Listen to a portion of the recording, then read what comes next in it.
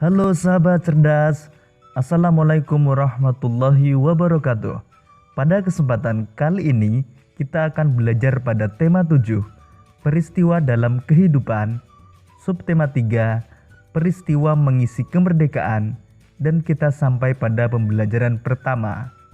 Sahabat cerdas, sebelum kita mulai pembelajaran kita, jangan lupa untuk berdoa terlebih dahulu. Banyak peristiwa yang terjadi di dalam kehidupan kita. Ada peristiwa-peristiwa yang dianggap penting dan patut dirayakan bersama orang lain. Untuk itu, diperlukan sebuah surat undangan untuk merayakannya bersama orang lain.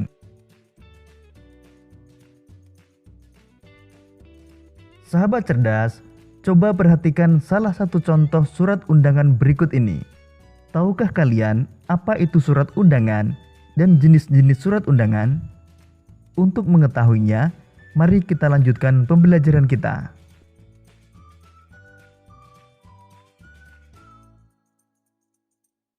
Surat undangan merupakan surat yang berisi pemberitahuan dan permintaan kesediaan seseorang untuk menghadiri suatu acara atau kegiatan. Kalimat yang digunakan dalam undangan haruslah efektif, yaitu singkat, padat, dan jelas. Tujuannya agar orang yang membacanya dapat segera mengerti isinya. Surat undangan dibedakan atas 3 jenis, yaitu undangan resmi, undangan setengah resmi, dan undangan tidak resmi. Undangan resmi adalah undangan yang mengatasnamakan sebuah instansi atau organisasi dan kedinasan. Biasanya dipergunakan untuk kepentingan kedinasan. Berikut ini contoh surat undangan resmi. Undangan setengah resmi adalah undangan yang mengatasnamakan perorangan yang ditujukan ke perorangan maupun instansi atau organisasi. Berikut ini contoh surat undangan setengah resmi.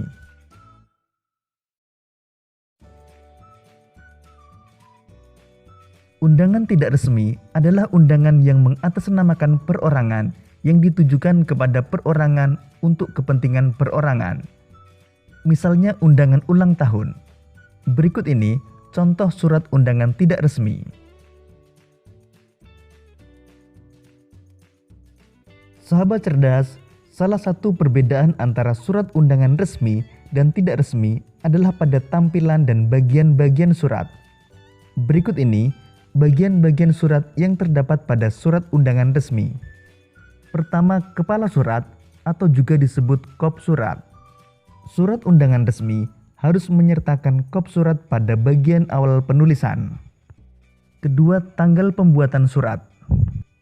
Kemudian nomor lampiran dan perihal, nama dan alamat tujuan, pembuka surat, isi surat, penutup surat, dan pembuat surat.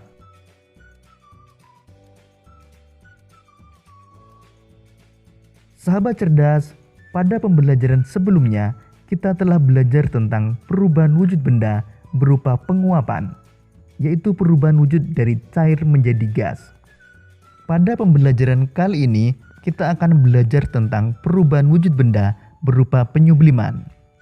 Sahabat cerdas, pernahkah kamu mengamati kapur barus yang diletakkan ibu di dalam lemari untuk melindungi pakaian dari ngengat? Kapur barus di lemari pakaianmu dalam beberapa hari akan mengecil dan menghilang dari lemari pakaianmu. Mengapa kapur barus itu seperti menghilang dari lemari? Sahabat cerdas, kapur barus merupakan benda padat yang dalam waktu tertentu berubah wujud menjadi benda gas.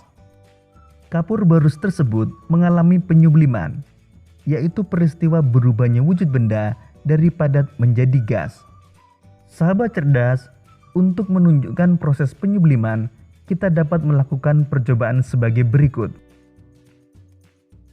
Berikut ini alat dan bahan yang dibutuhkan.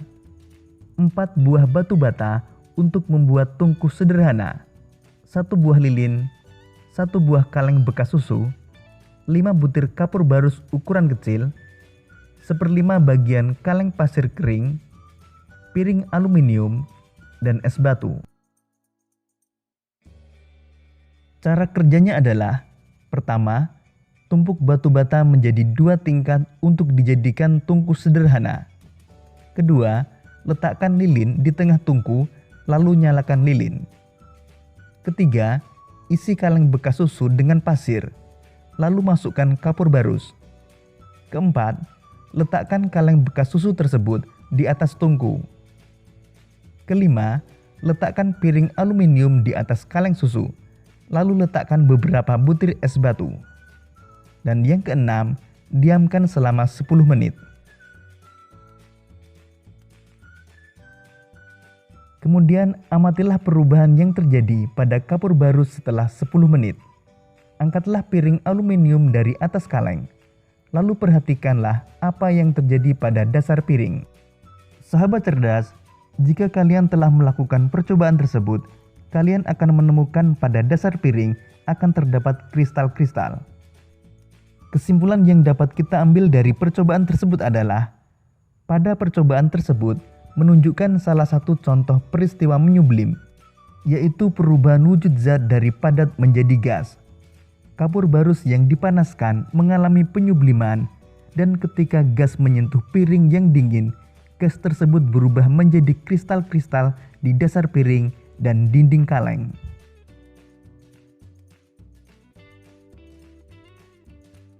Sahabat cerdas, pada pembelajaran sebelumnya kita telah belajar tentang pengakuan kedaulatan Indonesia.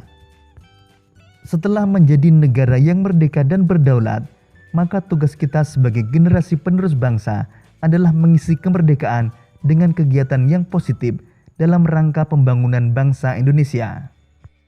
Kemerdekaan Negara Kesatuan Republik Indonesia didapatkan dengan cara yang tidak mudah dan tidak murah. Bertahun-tahun para pemimpin bangsa ini berupaya dengan berbagai macam cara untuk melepaskan diri dari penjajahan bangsa lain.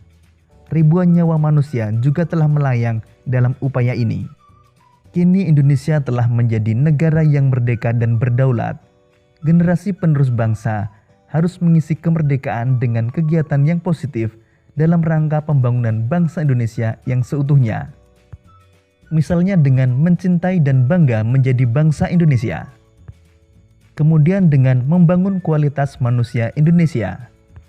Hal ini dapat dilakukan dengan cara menuntut ilmu setinggi-tingginya dan berkarya untuk membangun bangsa Indonesia. Sahabat cerdas, salah satu kegiatan mengisi kemerdekaan adalah melakukan pembangunan sarana dan prasarana di berbagai bidang. Pembangunan sarana dan prasarana di berbagai bidang dilakukan untuk menunjang kegiatan masyarakat dalam rangka meningkatkan kualitas hidup dan manusia guna mencapai kesejahteraan. Contoh pembangunan sarana dan prasarana antara lain pembangunan jalan, pembangunan jembatan, pembangunan pasar, pembangunan sekolah, dan pembangunan tempat ibadah.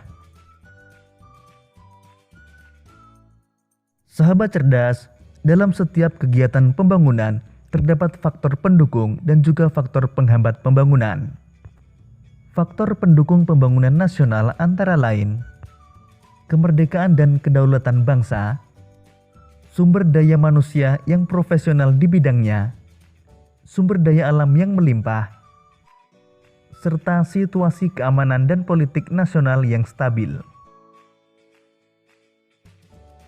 Sedangkan faktor yang dapat menjadi penghambat pembangunan nasional antara lain kualitas sumber daya manusia yang rendah, penguasaan teknologi yang masih rendah, adanya korupsi di ranah pembangunan, serta birokrasi yang buruk.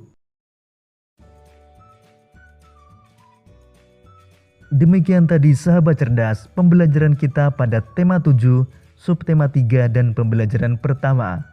Untuk menguji pemahamanmu, kamu dapat mengerjakan latihan soal yang terdapat pada deskripsi video ini. Sampai jumpa pada pembelajaran berikutnya. Tetap semangat dan selamat belajar.